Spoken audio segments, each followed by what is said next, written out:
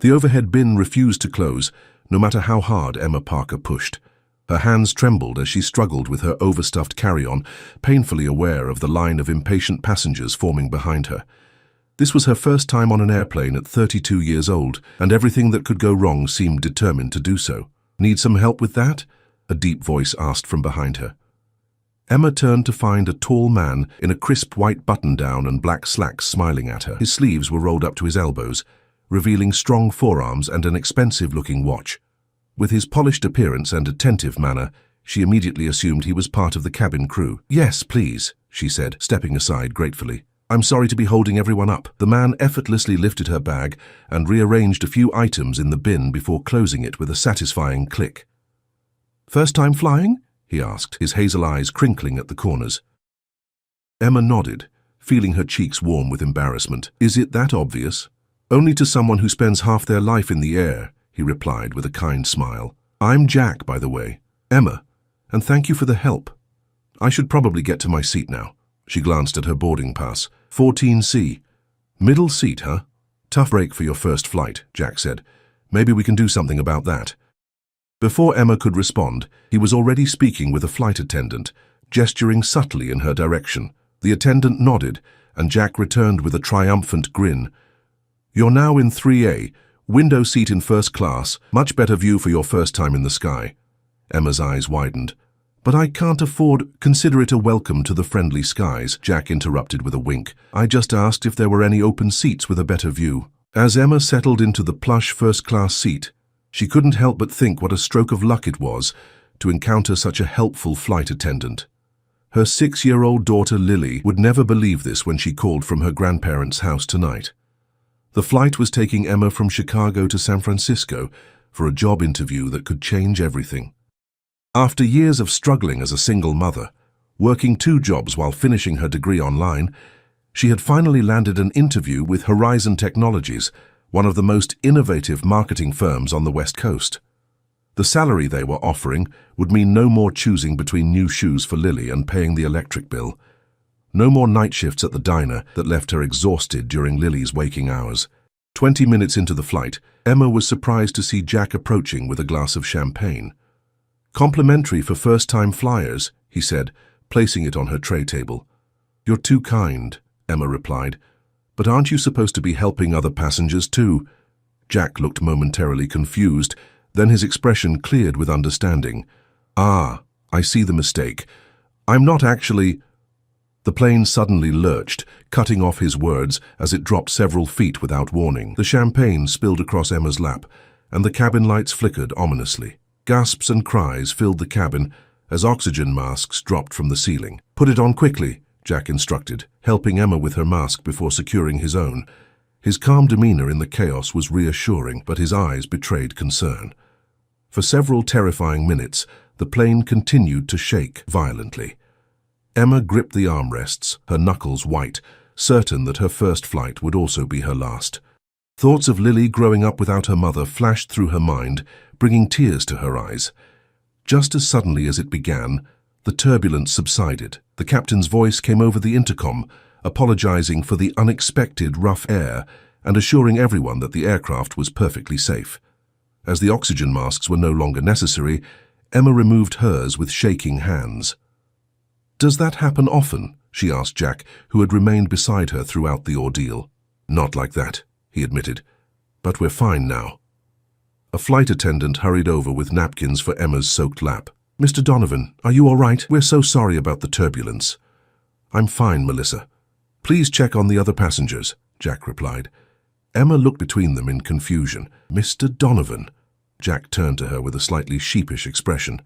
"Jack Donovan.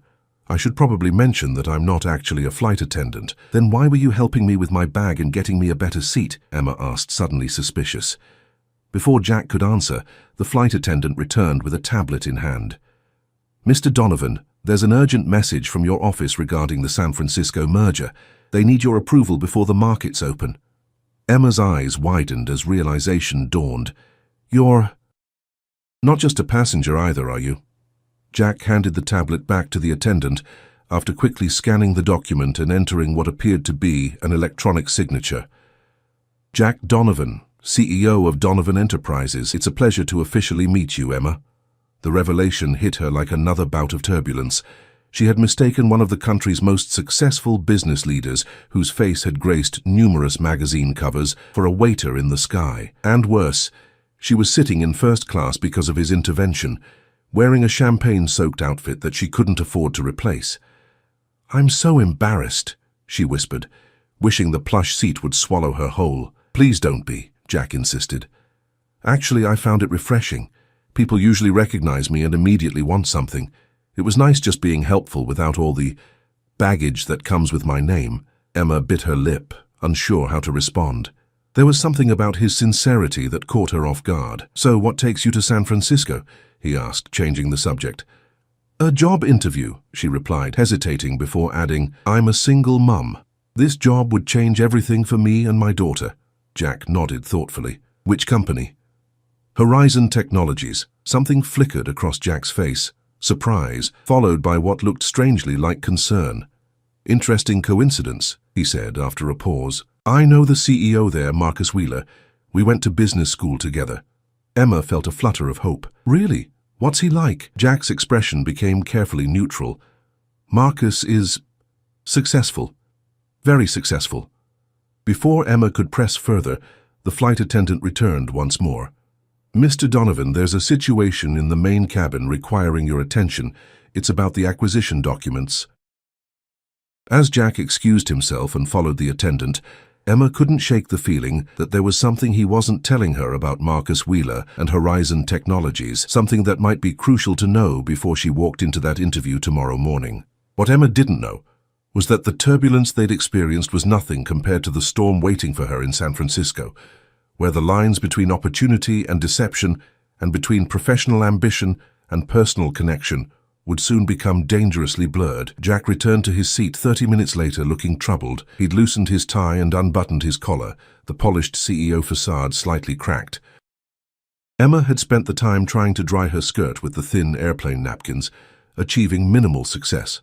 "Everything okay?" she asked when he settled back beside her. "Just business complications," he replied, then glanced at her damp clothing. "I'm really sorry about that. I know it's not much consolation, but I'd like to help. There's a shop at SFO that could sort you out before your interview." Emma shook her head firmly. "That's very kind, but you've done enough.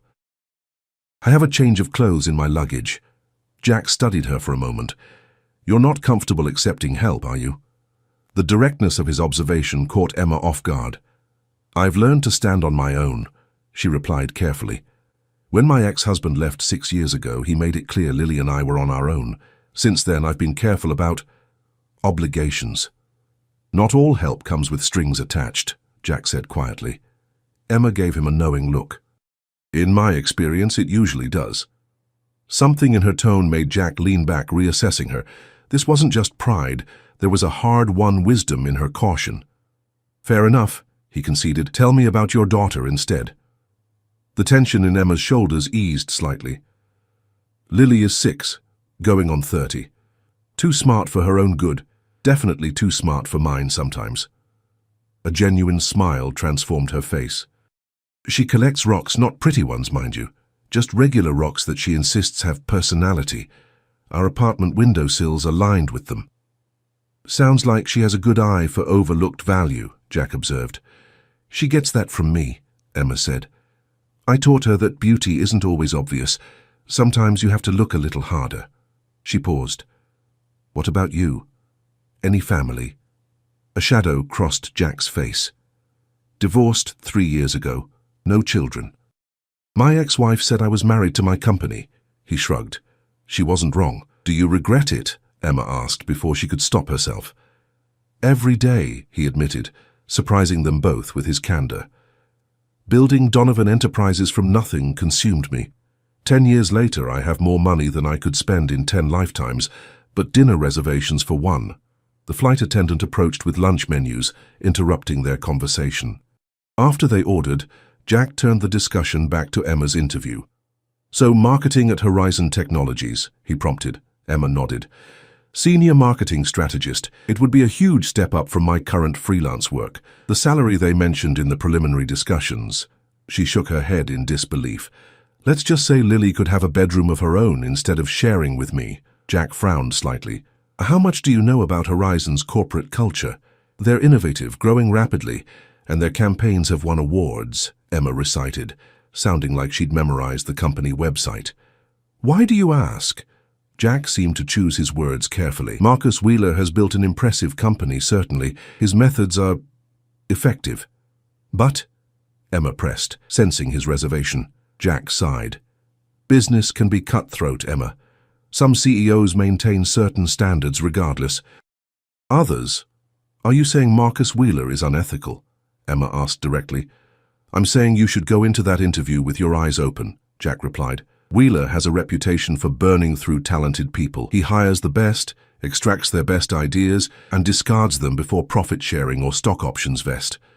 Emma's stomach tightened. How do you know this? 3 of Horizon's former marketing directors now work for me, Jack said. All hired after being abruptly let go from Horizon, all with similar stories. Their meals arrived, but Emma had lost her appetite. The dream job suddenly seemed too good to be true, which, as she'd learned the hard way, usually meant it was. I should withdraw my application, she murmured more to herself than to Jack.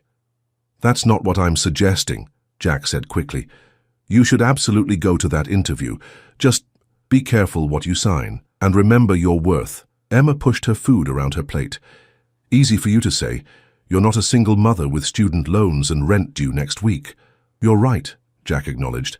I can't fully understand your situation, but I recognize talent and determination when I see it. Emma gave him a skeptical look. You've known me for 2 hours. You have no idea if I'm talented.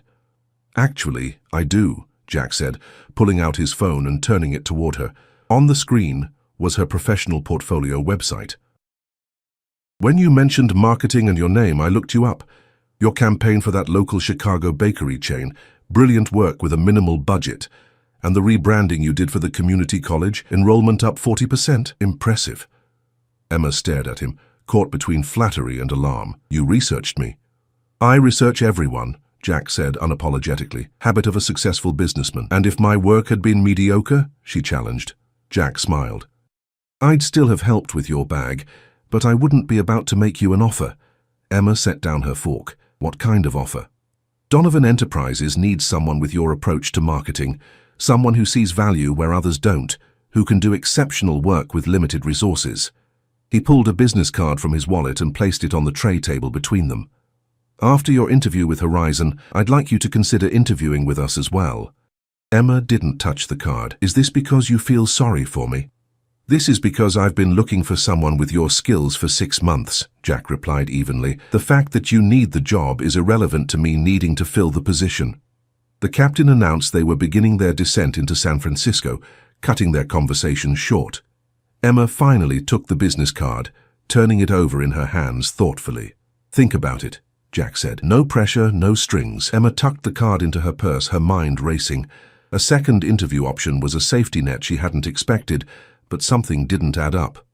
If you've been looking to fill this position for 6 months, why not use a headhunter? Why rely on a chance meeting on an airplane? She asked. Jack looked out the window at the California coastline coming into view. Maybe it wasn't chance, he said quietly. What does that mean? Emma asked, suddenly alert. Jack turned back to her with an expression she couldn't quite read. Horizon's interviews this week were mentioned in an industry newsletter. When I saw your name on the passenger list, I did what I always do. Research. Your portfolio impressed me, so I made sure to be on this flight. Emma's eyes widened. You planned this entire encounter. Not the turbulence or the spilled champagne, Jack said with a wry smile.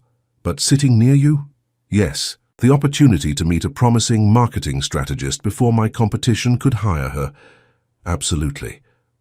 Emma felt a chill despite the cabin's warmth. Jack had orchestrated their meeting, researched her in advance, and manipulated circumstances to create what had seemed like a natural connection.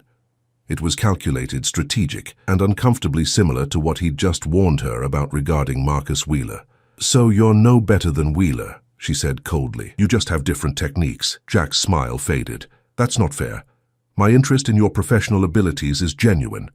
And getting me a first-class seat, bringing me champagne, sharing personal details about your divorce. Emma's voice remained low but intense. Were those all recruitment tactics too? No, Jack said firmly. Those were human moments. Business brought me to this flight, but everything else was real. The plane touched down with a slight bump, and passengers around them began gathering their belongings. Emma sat perfectly still, trying to sort through her feelings. On one hand, Jack's methods felt manipulative. On the other, he'd been transparent about his interest in her work, and had potentially saved her from a disastrous employment situation. "I need to think," she finally said, reaching for her carry-on as the seatbelt sign turned off. "Of course," Jack replied. "My number's on the card, and Emma?" He waited until she met his eyes. "Whatever you decide about Donovan Enterprises, be careful at Horizon tomorrow. Wheeler may already know we've met." As Emma made her way through the terminal 20 minutes later, her phone pinged with a text from an unknown number. "Ms. Parker, this is Marcus Wheeler's assistant. Mr. Wheeler would like to move your interview to this evening at 7 p.m. at the Redwood Room Bar instead of tomorrow at the office. He's looking forward to meeting you personally." Emma stopped in her tracks, her conversation with Jack echoing in her mind. How did Wheeler know she had arrived, and why the sudden change to an evening meeting at a bar rather than a professional interview at their offices? With growing unease, she realized she had landed in the middle of something much bigger than a job interview, something that felt dangerously like a power play between two titans of industry, with her future somehow hanging in the balance. The Redwood Room at the Clift Hotel exuded old-world luxury, with its illuminated bar, velvet chairs, and the original redwood paneling that gave the space its name. Emma had changed into her interview outfit, a navy blue blazer over a cream blouse with matching slacks, and arrived 15 minutes early, a habit ingrained from years of juggling multiple responsibilities. She chose a small table with a good view of the entrance and ordered sparkling water, mentally rehearsing her portfolio presentation while scanning the room. The bar was filling with well-dressed professionals unwinding after work, but no one who matched the photos she'd seen of Marcus Wheeler. At precisely 7:00 p.m., her phone buzzed with another text. "Mr. Wheeler apologizes for the delay. Please order whatever you'd like. He will join you shortly." Emma frowned. The change of venue had already made her uncomfortable, and now the delay felt like a power move, establishing who was in control. Jack's warnings about Wheeler's tactics echoed in her mind. At 7:30, a waiter approached with a martini. "Compliments of the gentleman at the bar," he said. Emma turned to see Jack Donovan raising his own glass in acknowledgement. Her initial surprise quickly turned to suspicion as he made his way to her table. "This is crossing a line," she said as he sat down uninvited. "Are you following me now?" "I came to apologize," Jack replied, looking genuinely contrite. "My approach on the plane was professionally questionable at best. You deserved better." Emma studied him skeptically. "And you just happened to know I'd be here?" "No," Jack admitted. "I called Wheeler after we landed, old colleagues checking in. He mentioned he'd moved your interview here." "So you decided to crash it?" Emma asked incredulously. Jack leaned forward, lowering his voice. "I decided to make sure you were okay. Moving a job interview to a bar at the last minute isn't standard practice, Emma. It's a tactic designed to unbalance candidates, especially women." Before Emma could respond, her phone lit up with another message. "Miss Parker, Mr. Wheeler sends his deepest apologies. An emergency board meeting has come up. He suggests rescheduling for breakfast tomorrow, 8 a.m. at the Horizon offices." Emma showed Jack the message, her frustration evident. "This is ridiculous. First the venue change, now a cancellation with a reschedule. Is this normal in your world?" "Unfortunately, yes," Jack sighed. "It's a power play. Wheeler knows you're here from Chicago, probably on a tight budget, with limited time. He's testing how much you'll tolerate." Emma put her phone down decisively. "Well, he's about to find out." "I'm not rescheduling." Jack looked surprised. "You're walking away from the opportunity." "No," Emma said, a determined gleam in her eye. "I'm walking into your company's lobby tomorrow morning instead, if your offer was genuine, that is." Jack's face broke into a smile. "Absolutely genuine. I'll set it up right now." He pulled out his phone but paused before dialing. "You should know something first. The situation with Horizon is complicated." "How so?" Emma asked. Jack took a deep breath. "Donovan Enterprises is in negotiations to acquire Horizon Technologies. It's not public knowledge yet." Emma stared at him. processing the implications. So, when you researched me and arranged to meet on the plane, it wasn't just about recruiting you, Jack acknowledged. It was also about understanding what talent Wheeler was pursuing before the acquisition. I was corporate intelligence, Emma said flatly. Initially, yes, Jack admitted. But after meeting you, my interest became genuine. Your portfolio speaks for itself, and your perspective is exactly what my marketing department needs. Emma stood abruptly. I need some air. She walked out to the hotel's terrace, trying to sort through her tangled emotions. Jack had manipulated the situation from the beginning. Wheeler was playing games with her time and dignity. And here she was, a single mother from Chicago with rent due and a daughter to support, caught in some high-stakes corporate chess match. Jack appeared beside her a few minutes later, respecting her space by keeping a distance. I owe you the complete truth, he said. Wheeler isn't hiring a senior marketing strategist. He's looking for someone to lead a team developing a major campaign for a client that Donovan Enterprises also wants. Emma turned to him, the pieces finally clicking into place. This was never about me at all, was it? It was about the client. Initially, Jack nodded. But let me guess, Emma interrupted bitterly. You saw something in me. Save it, Mr. Donovan. I've heard enough empty promises in my life. The offer to interview at Donovan Enterprises still stands, Jack insisted. Regardless of the acquisition or the client situation. Emma laughed without humor. Right. And I'm supposed to trust that because despite my methods, I've been honest with you when it counted, Jack replied. I warned you about Wheeler. I've disclosed the acquisition plans, and I'm still here, offering you a legitimate opportunity, even knowing you might walk away. Emma was about to respond when her phone rang, an unknown San Francisco number. She answered cautiously. Ms. Parker, a smooth, confident voice inquired. Marcus Wheeler here. I understand you're at the Redwood Room with Jack Donovan. Emma shot a surprised look at Jack. Yes, I am. Then he's probably told you about the acquisition attempt, Wheeler continued. What he likely hasn't mentioned is that it's hostile, and my board unanimously rejected his offer this afternoon.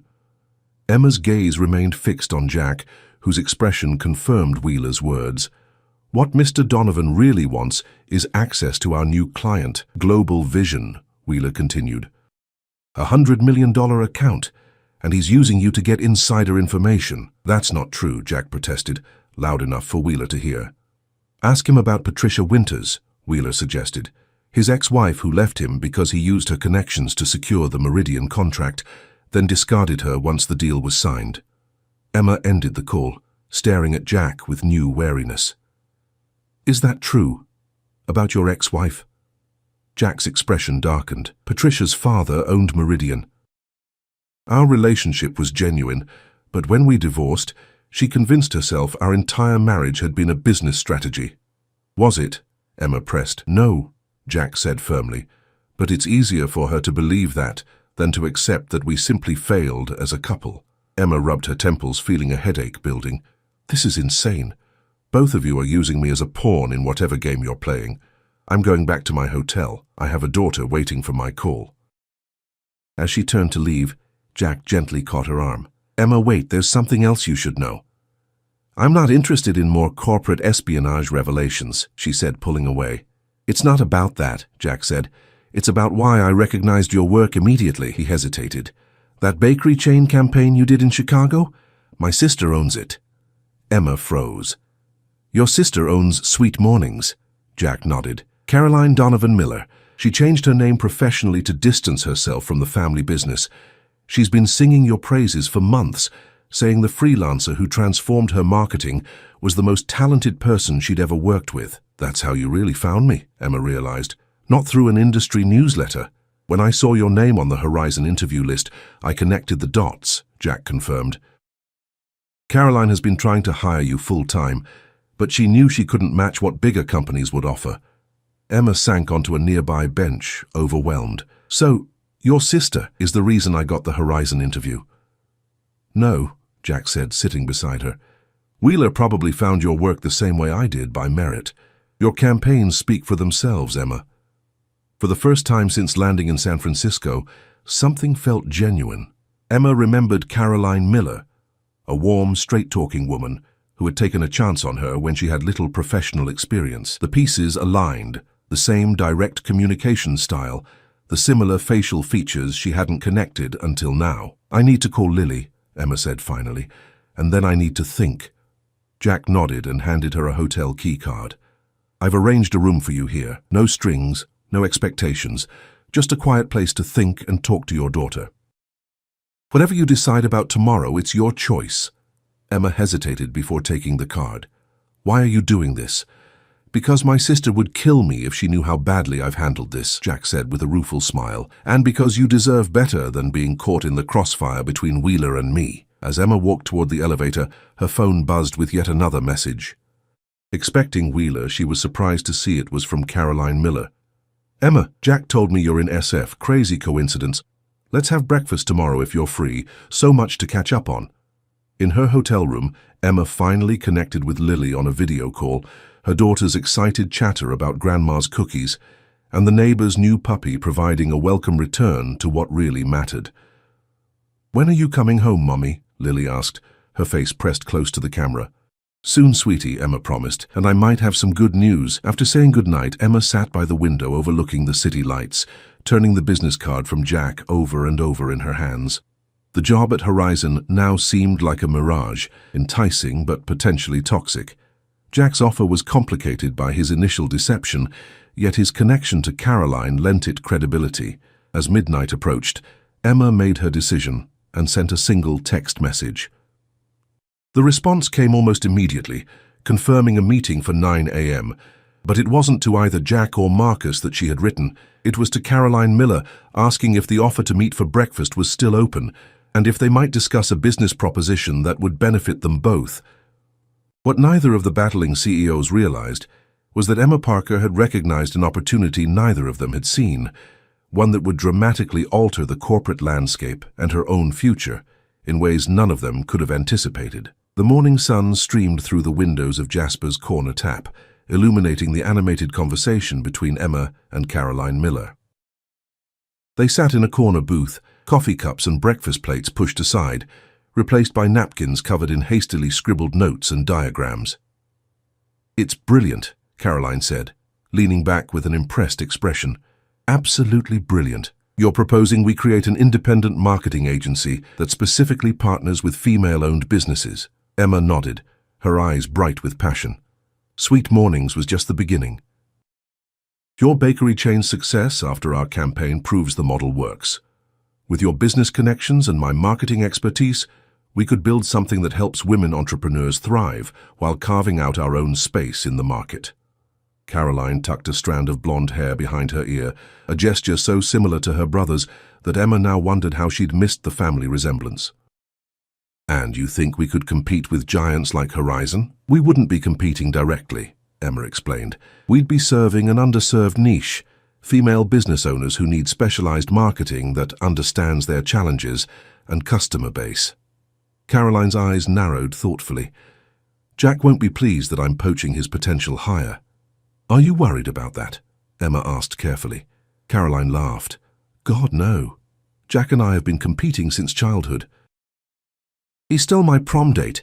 I think I'm entitled to steal his marketing director." Her expression softened. "Besides, he'll get over it once he sees the business potential. Jack respects bold moves, even when they frustrate him personally." Emma glanced at her watch. "Speaking of your brother, I should probably let him know I won't be coming to that interview." "Actually," Caroline said with a mischievous smile, "I have a better idea." At 9:45 a.m., Emma walked into the imposing glass and steel headquarters of Donovan Enterprises. The receptionist directed her to the 37th floor, where Jack was waiting in a conference room, reviewing documents with a team of executives who quickly dispersed when Emma entered. "You're late," Jack said, standing to greet her. His tone was professional but warm. "I was beginning to think you'd changed your mind." "I have," Emma replied calmly. "But I wanted to tell you in person." Jack's expression fell slightly. "I see, Wheeler made a better offer." "No," Emma said. "I'm not taking either position." Before Jack could respond, the conference room door opened and Caroline walked in. "Sorry I'm late. Traffic was terrible." Jack looked between the two women, comprehension dawning. "You've met?" "We had breakfast," Caroline confirmed, setting her designer handbag on the table. "Very productive breakfast, as it turns out." Jack's eyes narrowed. What exactly is happening here? Emma placed a professional-looking folder on the conference table. A business proposal. Caroline and I are launching a specialized marketing agency focused exclusively on female-owned businesses. Jack picked up the folder, quickly scanning the executive summary Emma had prepared during the early morning hours. His expression revealed nothing as he flipped through the pages. "You drafted this overnight?" he finally asked, looking up at Emma. "When I'm motivated, I work quickly," she replied. Jack nodded slowly. "And you're planning to poach Sweet Mornings as your first client," he concluded, glancing at his sister. "Not poaching," Caroline corrected. Sweet Mornings was already working with Emma. Now we're simply formalizing the arrangement. Jack closed the folder and sat back, studying both women. "You realize you'll be competing against established agencies with deep pockets and existing client rosters. We'll be filling a gap in the market," Emma countered. "And we already have seed funding." Jack's eyebrows shot up as he looked at his sister. "You're financing this?" "Initial investment only," Caroline replied. "Emma retains controlling interest." A slow smile spread across Jack's face. "Impressive, very impressive." He stood and extended his hand to Emma. "I came looking for a marketing director, but instead found a competitor." "Well played, Miss Parker." Emma shook his hand firmly. "I prefer to think of it as a potential collaborator. Your companies work with many female business owners who could benefit from specialized marketing services." Jack laughed. "Already pitching me? You don't waste time." "I'm a single mother, Mr. Donovan. Time is my most precious commodity." The moment was interrupted by Jack's assistant rushing in. "Sir, Marcus Wheeler is here. He's demanding to see you and Miss Parker immediately." Jack and Caroline exchanged glances. "This should be interesting," Jack murmured. Moments later, Marcus Wheeler strode into the room, tall, impeccably dressed, with silver-streaked dark hair and the confident bearing of someone accustomed to getting his way. His eyes narrowed when he spotted Caroline. "What is this, a Donovan family reunion?" he asked coldly. "Miss Parker, I'm disappointed. We had a rescheduled interview this morning. I sent an email declining last night," Emma replied calmly. "To accept a position here, apparently," Wheeler said, glaring at Jack. "This is corporate sabotage, Donovan, interfering with my hiring process." "Actually," Emma interrupted, "I'm not working for Donovan Enterprises either." Wheeler paused, momentarily thrown off balance. "Explain." Caroline stepped forward. "Ms. Parker and I are launching our own agency. Perhaps you'd like to hear our pitch as well. We have some innovative ideas about reaching female consumers that might interest your clients." Wheeler's expression cycled through confusion, anger, and finally, calculation. "You're starting a business? With what capital, what client base?" "That's not your concern," Emma said politely but firmly. "But if you're interested in a potential collaboration, we'd be happy to schedule a proper meeting next week." Wheeler looked at Jack, suspicion evident. "You're backing this venture?" Jack raised his hands in mock surrender. "I just found out about it myself. This is entirely my sister's and Ms. Parker's initiative." Wheeler studied Emma with new interest. "You turned down 2 executive positions to start from scratch, either very foolish or very confident." "I prefer strategic," Emma replied. "I recognized an opportunity that serves my skills and personal values while filling a market need." Wheeler's phone chimed. He checked it, then looked back at Emma with a reassessing gaze. "I just received your proposal via email. Presumptuous, but I'll review it." He turned to leave, then paused at the door. "Donovan, our acquisition discussion isn't over." "It never is with you, Marcus," Jack replied smoothly. After Wheeler left, an amused silence filled the room. Jack finally broke it, turning to Emma. "You sent him your proposal too?" "Know your market," Emma said simply. Wheeler's client roster includes several female-owned businesses that are underserved by traditional marketing approaches. Jack shook his head in admiration. "You really don't waste opportunities." "Or time," Emma added, checking her watch. "I have a flight back to Chicago this afternoon. Lily's waiting." Caroline touched her arm. "About that, our proposal includes a relocation package. You and Lily would move to San Francisco."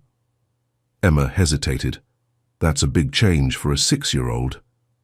"With your permission," Caroline continued, "I've arranged for you to see a lovely apartment near Golden Gate Park this afternoon. 3 bedrooms, Good school district. Lily would have her own room, plus a home office for you. Emma blinked back unexpected tears. 3 bedrooms? One for each of you, plus a guest room for when your parents visit, Caroline explained. The lease would be covered for the first year as part of your compensation package. Jack cleared his throat. I may have contributed to that particular line item, he admitted. Consider it an apology for my approach on the plane. Emma looked between the siblings, overwhelmed by how quickly her life was transforming. I need to discuss this with Lily first. Of course, Caroline agreed. Take your time. Not too much time, Jack added with a wink. Wheeler moves fast when he's interested in something. 6 months later, Emma stood in the sleek offices of Parker Miller Strategies, watching the San Francisco sunset paint the sky in brilliant oranges and pinks. Their client list had grown to 15 female-owned businesses, with a waiting list forming after their first campaign went viral. Caroline handled the business operations, while Emma led the creative team they'd assembled. A knock at her office door pulled her from her thoughts. Jack Donovan stood there, holding a gift basket. Congratulations on landing the Westfield account, he said, placing the basket on her desk. That's quite a coup for a 6-month-old agency. Thank you, Emma replied, though I suspect your recommendation helped. Jack shrugged. I merely mentioned your work to the right person. Your proposal did the rest. Emma gestured for him to sit. Their relationship had evolved into a comfortable professional friendship over the months, with occasional family dinners, including Caroline and Lily, who had adapted to San Francisco with the resilience of childhood. The little girl was thriving in her new school and had decorated her bedroom with a collection of California rocks, alongside her treasured Chicago ones. How's the Horizon acquisition going? Emma asked. Jack grimaced. Wheeler's playing hardball, but we're making progress. He hesitated. Actually, that's partly why I'm here. Wheeler wants to meet with you. Emma raised an eyebrow. Me? Why? He's impressed with what you've built, Jack explained. And he's proposed an interesting arrangement. Horizon would acquire a minority stake in Parker Miller, giving you the capital to expand nationally, while you would oversee all of Horizon's campaigns targeting female consumers. Emma leaned back in her chair, considering the implications. And what does Donovan Enterprises think about this potential partnership with your rival? Jack smiled. I think you'd be wise to consider it, with one condition, which is that Donovan Enterprises gets the same deal, Jack said. Equal minority stakes, with neither of us interfering in your day-to-day operations. Emma couldn't help laughing. So your solution to the acquisition stalemate is for both of you to invest in my company instead. Strategic partnerships benefit everyone, Jack replied, using her own words from months ago. Besides, Caroline would never forgive me if I let Wheeler get an exclusive deal with her business partner. I'll need to discuss it with Caroline, Emma said, and review the terms carefully. Jack nodded. I wouldn't expect anything less. He stood to leave, but paused at the door. By the way, Lily left her science project at my place last weekend. I thought I might drop it by your apartment tonight. Maybe stay for dinner. The question held a tentative note that had nothing to do with business. Over the past months, Jack had become a regular presence in their lives, often joining them for movie nights or helping Lily with her homework. Emma had found herself looking forward to these moments more than she cared to admit. We'd like that, she said softly. Lily's making her famous spaghetti. Famous for what? Structural engineering purposes, Jack teased, familiar with Lily's experimental cooking attempts. For being made with love, Emma replied, which makes up for a multitude of culinary sins. After Jack left, Emma turned back to the window, reflecting on the journey that had brought her here. 6 months ago, she had boarded a plane for the first time, a single mother desperately hoping for a job that would change her family's circumstances. She had found so much more, a business partner, a flourishing company, a home where Lily had her own room lined with California and Chicago rocks, and perhaps, just perhaps, the beginning of something new with a man who had once pretended to be a flight attendant. Her phone chimed with a text from Lily. Can we have ice cream after dinner? Jack promised to show me how to make rock candy next weekend. Emma smiled and typed back, yes to ice cream. Tell Jack we'll need to go rock hunting again soon too. She gathered her things, ready to head home. The journey ahead would have its turbulence just as that first flight had. There would be negotiations with Wheeler and Jack, expansion challenges, and the everyday complexities of balancing motherhood with entrepreneurship. But for the first time in years, Emma wasn't flying solo. As she locked her office door, the sign caught her eye. Parker Miller Strategies, we help women's businesses soar. It seemed fitting that her new life had begun on an airplane with a mix-up, a spilled drink, and a man who had seen her potential when she was still finding her wings. Sometimes Emma reflected as she stepped into the elevator, the most unexpected turbulence leads to the most beautiful destinations.